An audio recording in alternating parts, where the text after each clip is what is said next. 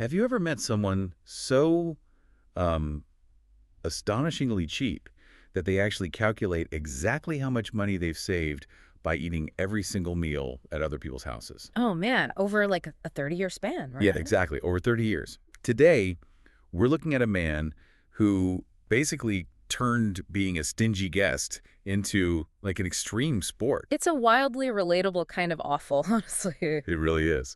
So welcome to the Simplified Summary Deep Dive, everyone. Please do us a huge favor and hit that subscribe button, like the video, and drop your thoughts in the comments below to support the channel. It really means a lot to us. Absolutely. Your comments actually help us decide what to cover next, so, keep them coming. For sure. So today, we're unpacking Premchand's classic Hindi story, Tagada, which translates to debt collection. It's from the book Mansarovar, Part 4. Right. And it's just such a perfect quick learning session. We're going to pull apart the brilliant comedy, the intense psychological warfare, and the razor-sharp social commentary in this story. Yeah, and to really appreciate the conflict that's about to unfold, we have to start by looking at the bizarre, highly calculated daily existence of our main character. Seth Chaitram. We definitely need to set the stage with him.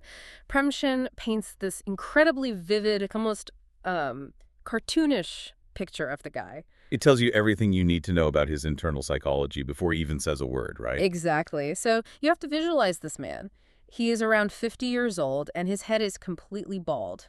The text describes it as being as clean as a barren field. A barren field. I love that detail. Yeah, and he has these tiny, piercing, round eyes, plus this massive, precarious belly that just sort of rests on top of two peg-like legs. Visually, you'd think he shouldn't be able to move very fast at all. You'd expect him to be like completely immobile, just holding court from a cushion somewhere. Right, but instead, he's practically bouncing off the walls. He's surprisingly full of this aggressive, vibrating energy and agility. And what really fascinated me is how that energy is entirely fueled by this hyper-specific morning routine. Like, he wakes up, he bathes, he offers his water to Lord Shiva, and then he chews exactly 2 pepper seeds. Not a handful. Exactly 2. Yeah. I was thinking about those 2 pepper seeds, and it feels like a deliberate Ayurvedic trick to just stoke his digestive fire. Oh, to get his appetite going. Yeah.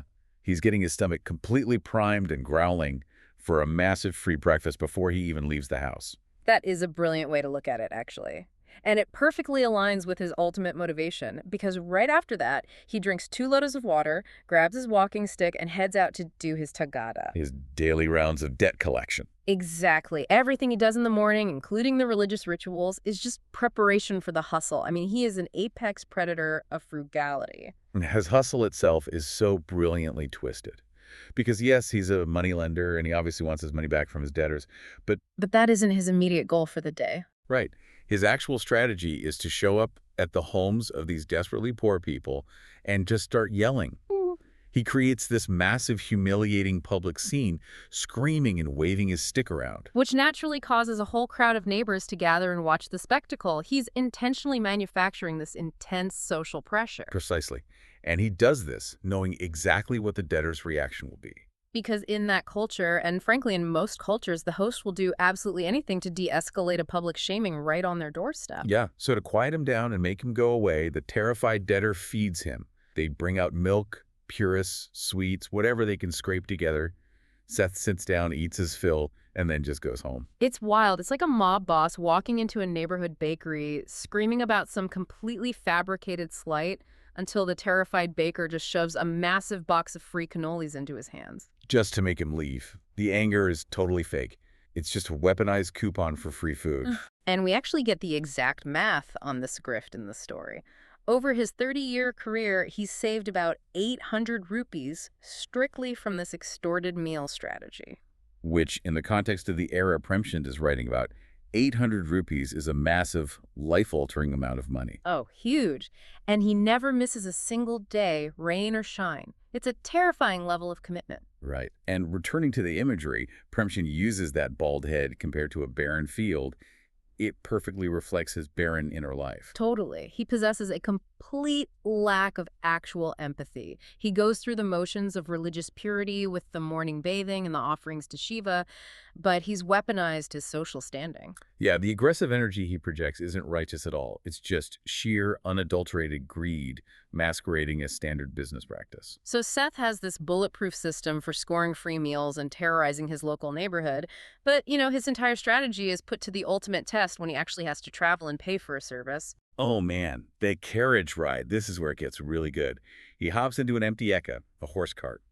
And when the driver asks him for his destination, Seth is instantly evasive. He just waves his hand and says he's heading a couple of parganas away. Yeah, he won't even commit to a specific district because he's already running the calculations on how to avoid paying the full fare. This is where the narrative shifts from a character study into this spectacular psychological duel.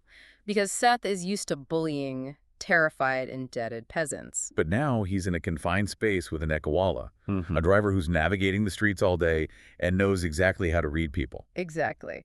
The driver looks at his passenger, recognizes a wealthy, tight-fisted merchant, and immediately initiates his own offensive strategy. And the driver's strategy is pure theatrical genius. Instead of just negotiating a price, he launches into this grand, epic sob story about fallen nobility. To gain sympathy and obviously a much bigger tip, he claims his grandfather was a chakaldar during the Nawab era. Okay, we have to unpack what that means for people who might not know, because the driver is intentionally invoking a very specific kind of historical awe here. Right. During the Nawab era, a chakaldar wasn't just some minor bureaucrat. This was a powerful regional governor. And the driver claims his grandfather ruled over 7 entire districts, possessing the absolute authority to hang people or, blow them out of cannons. He is projecting this image of immense, terrifying historical power. It really feels like the 19th century equivalent of a late-night taxi driver, casually mentioning that he's actually a displaced prince from a foreign dynasty, just waiting for his fortunes to turn. It's probably nonsense, but it's a great story, and the Ekawala goes on to weave this tragic tale of generational decay. Yeah, he laments how his father squandered all that incredible wealth and absolute power on wine and lavish dance performances, the mudras. He paints himself as the tragic final chapter of a great dynasty, reduced to driving a humble horse cart just to survive the streets. He's weaponizing nostalgia and lost glory, attempting to create a narrative where handing over extra fare isn't just a financial transaction. Right. It's a noble gesture to restore the dignity of a fallen aristocrat. But Seth Chaitram is practically immune to that kind of romantic manipulation. I mean, he sees the game instantly.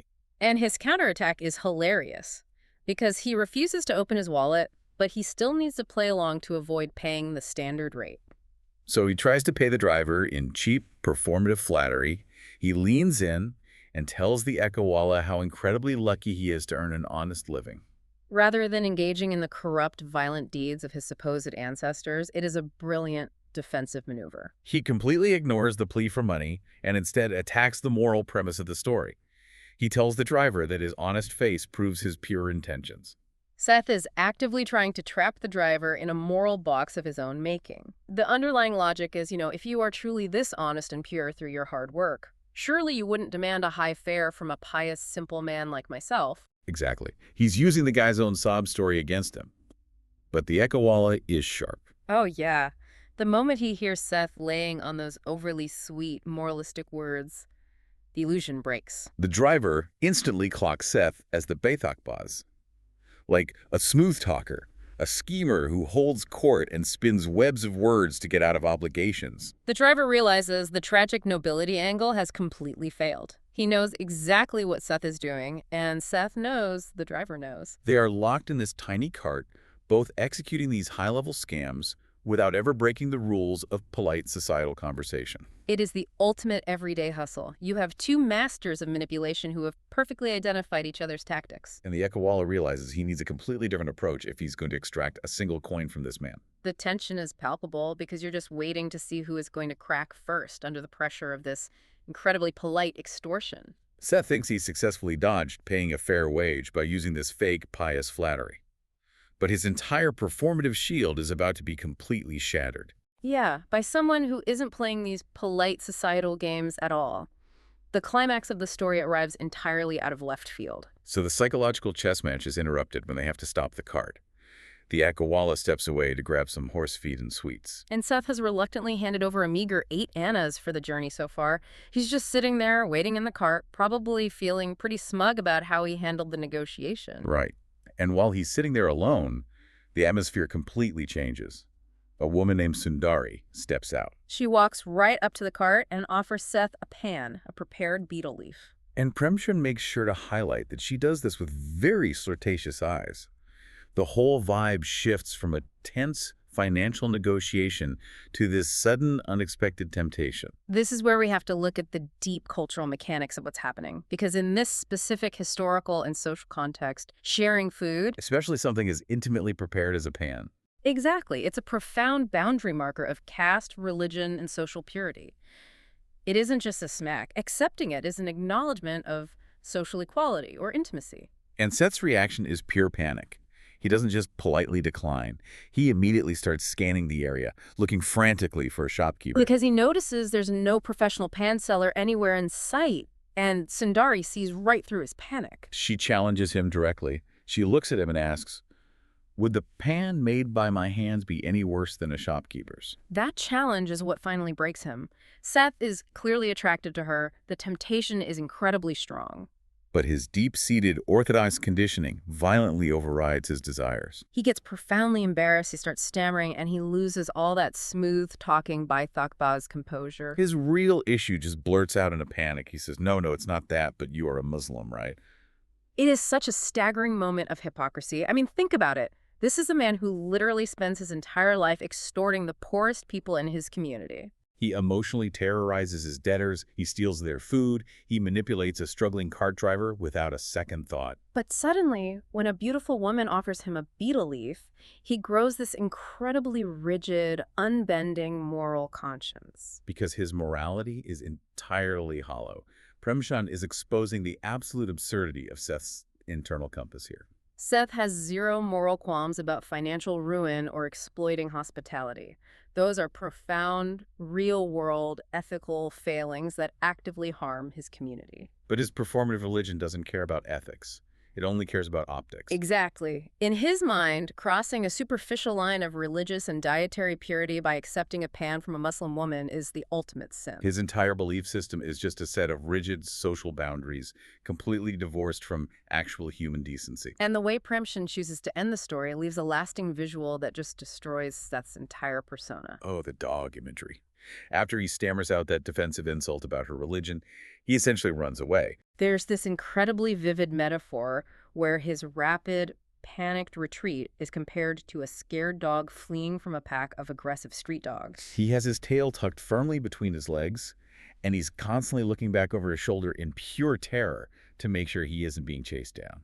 That imagery is the perfect bookend to the deep dive, honestly. Think back to how we started. Right? Seth begins his day as this dominant, intimidating force roaring at his debtors. Wielding his walking stick, controlling the entire neighborhood through sheer aggressive energy, he projects absolute power. But the moment his fragile, hypocritical worldview is challenged by a simple, direct offer from a woman outside his rigid social sphere, that illusion of power just evaporates. He's reduced to a frightened, cowardly animal retreating from a world he doesn't actually understand. Premchand completely strips away his dignity. it's a masterful piece of writing that accomplishes so much in such a short space. It really is. In just a couple of brief interactions, Tagada manages to expose the comedy of extreme greed. And the intricate battle of wits in everyday transactions, not to mention the incredibly hollow nature of performative religion. It's a stark reminder for you listening that human nature, with all its constant hustling and deeply ingrained hypocrisy, really hasn't changed much at all over the centuries. So true. Before we wrap up, I want to once again humbly ask you to like the video, subscribe to the Simplified Summary channel, and please drop a comment below. Yeah, let us know which part of Seth Chaitram's ridiculous behavior was the most entertaining to you. Your support is what keeps these deep dives going. We couldn't do it without you. And you know, we often judge Seth Chaitram for his overt, almost comical hypocrisy. But in our modern world, how often do we see people using concepts like hustle culture or frugality to justify behavior that is actually just taking advantage of the people around them? Oh, that's a great point. Are we really that different from the Seth when we obsess over life hacks that only work because they come at someone else's expense?